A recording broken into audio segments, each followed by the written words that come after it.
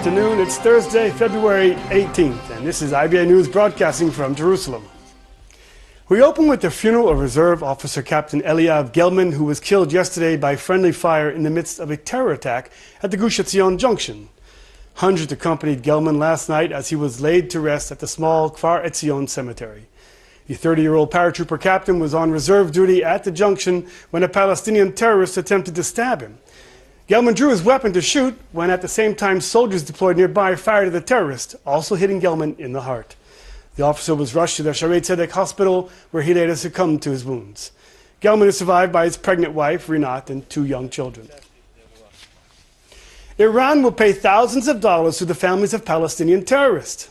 Speaking at a press conference from Beirut, Iran's ambassador to Lebanon said the sum of $7,000 will be given to every family of a martyr in what he called the Jerusalem Intifada. The Islamic Republic also intends to pay $30,000 to each Palestinian family whose home was demolished by Israel. The Iranian ambassador urged that Tehran will not abandon the Palestinian people who are faced with killing, theft, and expulsion, adding that the blood of the martyrs will bring the liberation of all Palestine. Meanwhile, Defense Minister Moshe Yaalon blasted Iran, saying it was trying to undermine the stability of the Middle East. During a short working visit to Cyprus yesterday, Yaalon also warned that Iran was setting up terrorist sleeper cells to attack the United States and Europe. The Egyptian ambassador to Israel, Hazem Hayrat, presented his credentials this morning to President Reuven Rivlin at an official ceremony at the president's residence. This is the first Egyptian ambassador since Cairo recalled Atif Salem during the Operation Pillar of Fire in 2012. President Rivlin remarked it was a special event to receive the diplomat of such an important and close neighbor, and he sends a message of friendship to President Abdel Fattah el-Sisi and all the citizens of Egypt. The new ambassador said Egypt was interested in bringing prosperity, justice, hope, and equality to the region. Prime Minister Benjamin Netanyahu says the IDF is feverishly working to find an imminent solution to the threat of the tunnels emanating from Gaza. During a meeting with the leaders of the communities surrounding the Gaza Strip, Netanyahu said the government has allocated a special budget to tackle the problem. He added that the most advanced technology is being used in order to effectively prevent the construction of new Hamas-run underground passages, as well as destroy existing ones. Netanyahu traveled down south on Wednesday, where he met with the heads of local authorities and received a thorough tour of the area. A day before all parties are required to submit their agreement to abide by the American-Russian-backed deal for a ceasefire in Syria, Saudi Arabia and Turkey say they will doubt it will succeed in bringing an end to the fighting. President Bashar Assad informed Russian President Vladimir Putin that he will commit to the ceasefire, calling it an important step towards a political solution. Syria's main opposition bloc also announced its willingness to comply. However, Turkey's prime minister declared his country will take all necessary measures against the Syrian Kurdish YPG and the Islamic State. Ankara is the only place that decides actions against Turkey's security, he said. The Saudi-backed High Negotiation Committee, which groups political and armed opponents of Assad, raised doubts over whether the ceasefire to end the 5 years of bloody violence will succeed. The agreement calls on all sides to sign up to the deal by tomorrow at noon and cease all fighting by midnight.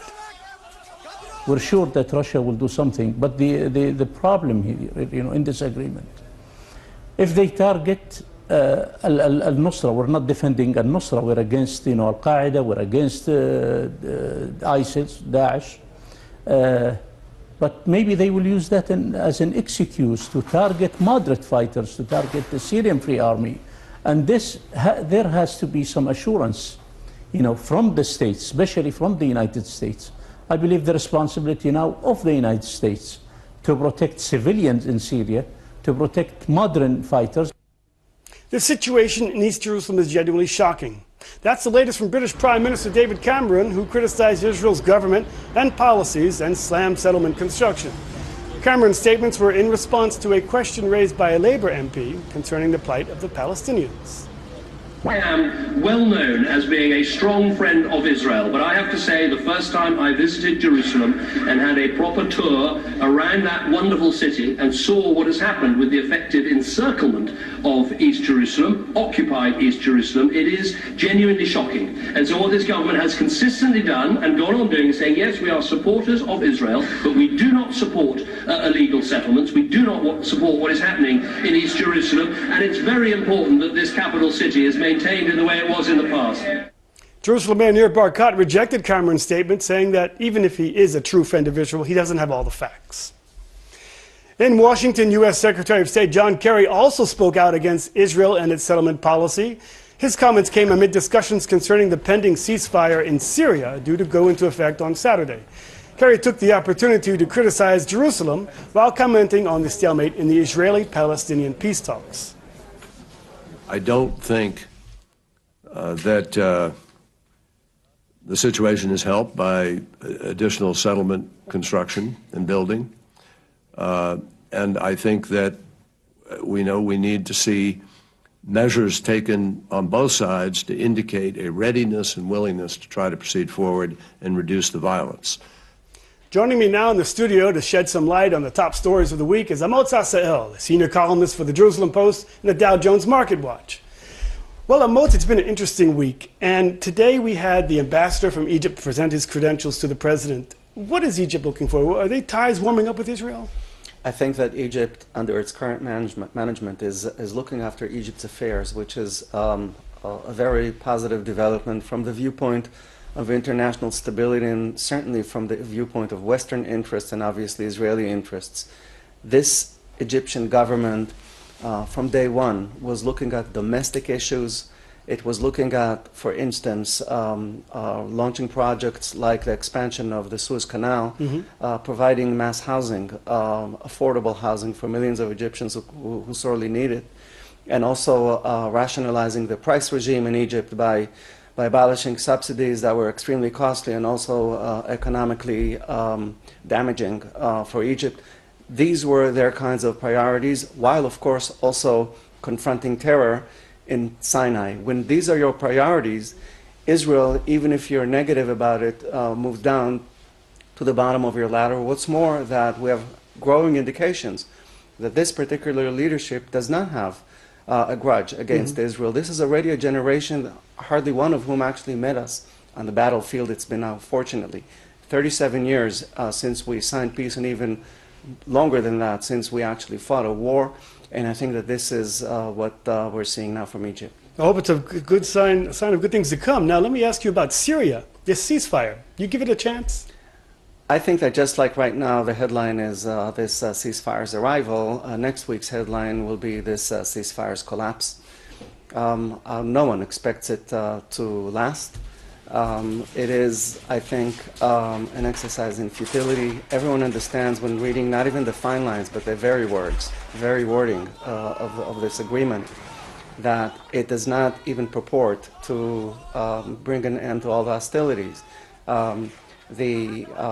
Both parties, first of all, this deal was brokered by Obama and Putin, who do not control all the belligerents. So, for instance, Turkey, who ostensibly America is supposed to deliver for this deal, because Turkey is ostensibly America's ally. Turkey has already said that it does not include the Kurdish militias in Syria as part of the deal. In other words, they will continue bombing them. But isn't there fatigue in Syria? People just want to have this end? Well, some of the parties are evidently exhausted. They'll say more than that. Assad, his own interest, and Putin's, is for the war to end today, because they have made gains that they now do not want to risk. But there are enough people down in the field who think different and feel differently. Moreover, Assad has victimized millions of people who not only now have this urge to take revenge, but also cannot trust any deal that leaves his operation intact, because they have to assume that they will be massacred. So this is why a deal that keeps him in power and his operation intact, in my view, will not last. Well, let's wait and see what happens there. Iran seems to be enjoying this having lifting of the sanctions against it, and now it's saying it's going to give millions of dollars to the Palestinians and purchase state-of-the-art weapons for themselves, buy airplanes that can reach all the way to Israel. Is the world blind to what's going on there?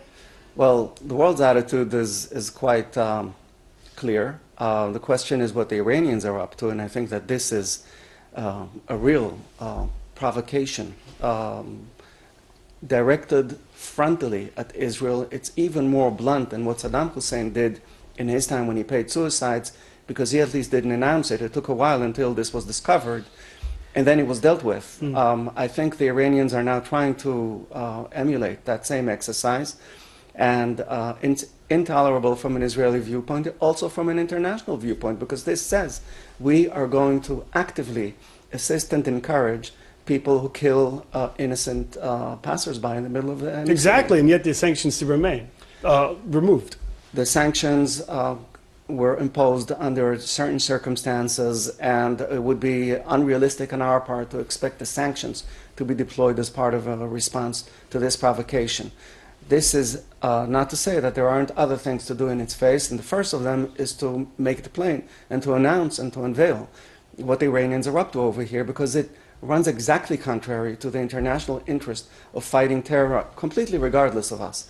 When you, as a government, aid terrorists in whatever context and location, you are effectively also aiding those who, for instance, recently waged their attacks in the middle of Paris. We don't have much time, but I wanted to ask you about this criticism Israel received from David Cameron, the Prime Minister, about settlements. Kerry, also the same thing. But there's no peace process going on right now. So what is this all about?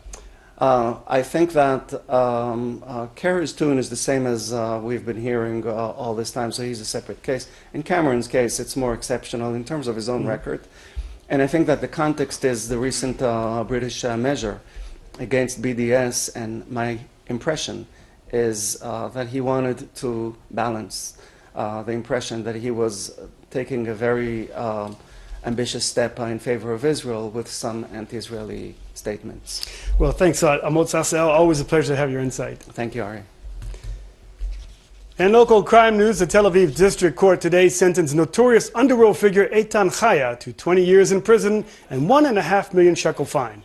Chaya, who is also referred to as the Israeli Godfather, was convicted on a long list of violent offensive, extortion, and money laundering charges. Security was heightened around the court as the kingpin arrived to hear the ruling.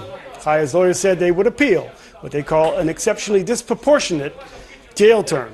For his part, the ruling judge, Tzvi Gorfinkel, said punishment for extortion should be raised in order to discourage others from committing such offenses. Representative of B'Tselem and Hamoked Human Rights Organization slammed Israel's security establishment, particularly the Shin Bet security agency, accusing it of abusing detainees during their interrogation. At a press conference yesterday, the organization said they based their findings on affidavits and testimonies submitted by 116 Palestinians who were incarcerated in Israel in 2013 and 2014 and complained of ill treatment and harsh prison conditions. The interrogation regime in Shikma consists of sleep deprivation, being bound to a chair with movement restricted, being subject to shouting, swearing, threats, spitting, and indignities, exposed to extreme cold and heat, little or substandard food, being denied the possibility to shower or change clothes, incarceration in a small foul-smelling cell, usually in solitary confinement. These are all standard features of the interrogation. Israel is a democracy and a country of law. We have here all the institutions in order to check when there are accusations of misbehavior or any other issue which has not been done properly. This has been recognized by the entire world, by the whole international community. And we totally reject the allegations of the B'Tselem report because they are baseless, they have no foundation, and because the evidence has not been transmitted to us. Under such circumstances, it is absolutely impossible to accept this report. We must consider it as nothing more than an attempt to discredit the state of Israel. Republican presidential candidate Donald Trump lashed out at President Barack Obama, criticizing his foreign policy and particularly the current administration's relations with Israel and its head, Prime Minister Benjamin Netanyahu. He also ridiculed U.S. Democrat presidential candidate Hillary Clinton, calling her nice and comparing her to a marshmallow. Trump, who was working to win over evangelical support, made the comments last night in Virginia.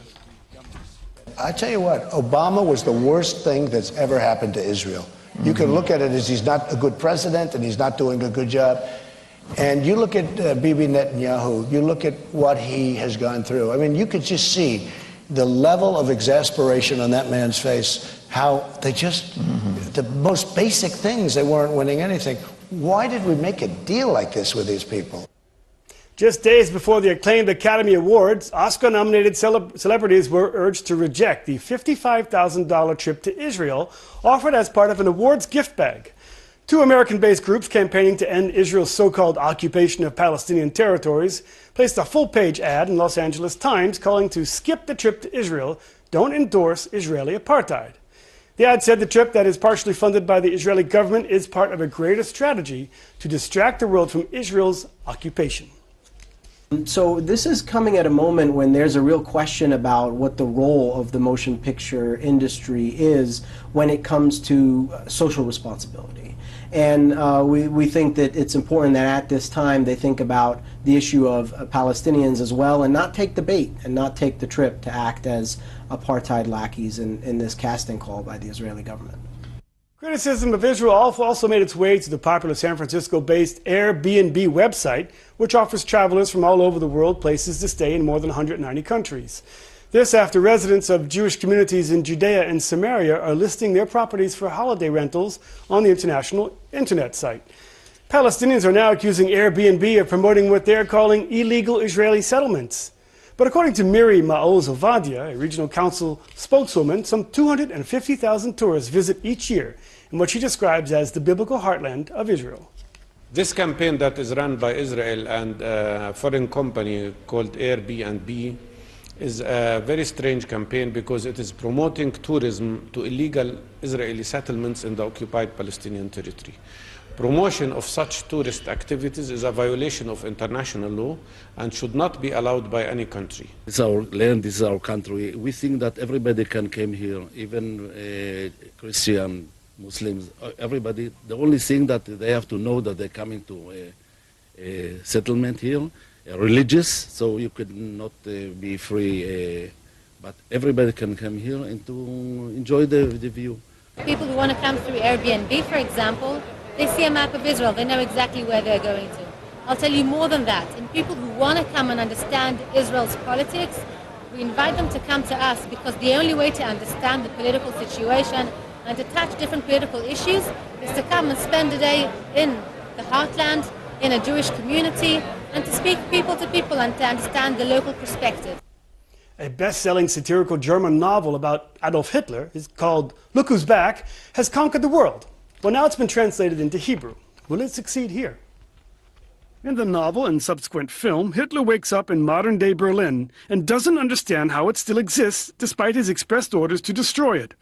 Although everyone recognizes him, they think he's a comedian, and his rants go viral on the internet. It helps bring the reader closer to this guy, which we only know as a monster, but which made more or less only proposals which the German people decided to accept willingly. The book, Look Who's Back, has been a bestseller in 40 countries and is now translated into Hebrew. It is, of course, not the first time that writers and movie makers have dealt with Hitler, from Fatherland to The Man in the High Castle. You will need a permit for the camera, Mr. Elliot. Oh. What is this? Newsreel film. It shows us winning the war. Well, we didn't win the war.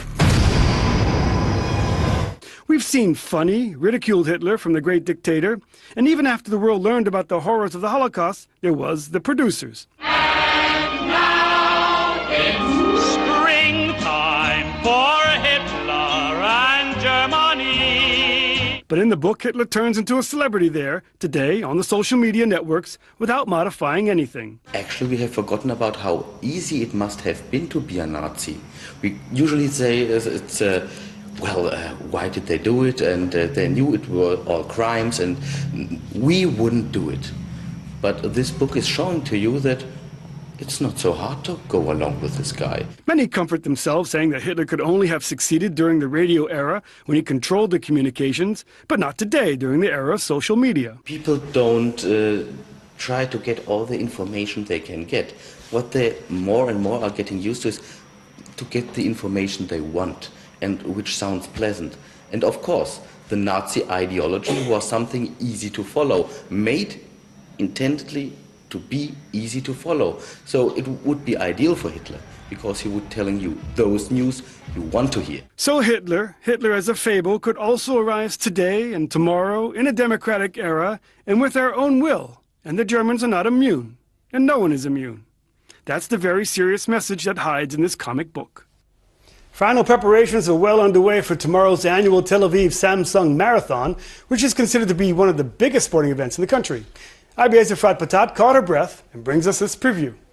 Some 40,000 runners from Israel and abroad are slated to take part in the huge running event, which will officially kick off the 42-kilometer stretch at 7 a.m. in the morning. The multi-course affair allows runners of all levels and styles to take part, professionals and beginners alike. For those less advanced athletes, it also offers a half marathon, 10 and 5-kilometer run, a kids mini marathon, as well as a special 42K hand cycle race for people with special needs. Major roads and intersections along the Tel Aviv Promenade and the city center will be closed off to traffic, and the weather is expected to be comfortable. The youngest runner set to hit the streets is age 7, and the oldest is no less than 92. 35,000 bottles of water and an estimated 40,000 bananas will be on hand to refresh the participants and give them a boost of carbs. Among the participants also lacing up for the run is internationally acclaimed Olympic athlete Andrew Lemoncello of Scotland, and Kenya's William Kiprono Yegon, who last year came in first, crossing the finish line with a clock of 2 hours, 10 minutes and 30 seconds.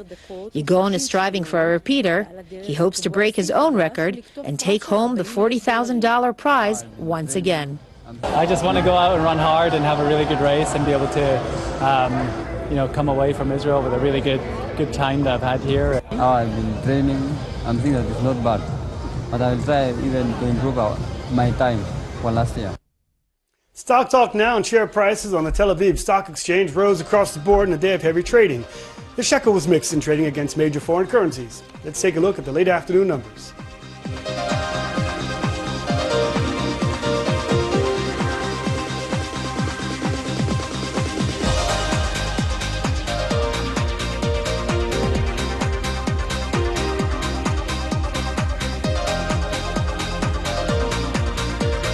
Turning to the weather now, and the forecast calls for more sunny skies and warmer temperatures over the weekend. Here's a look at the expected highs and lows at home and abroad for the next 24 hours.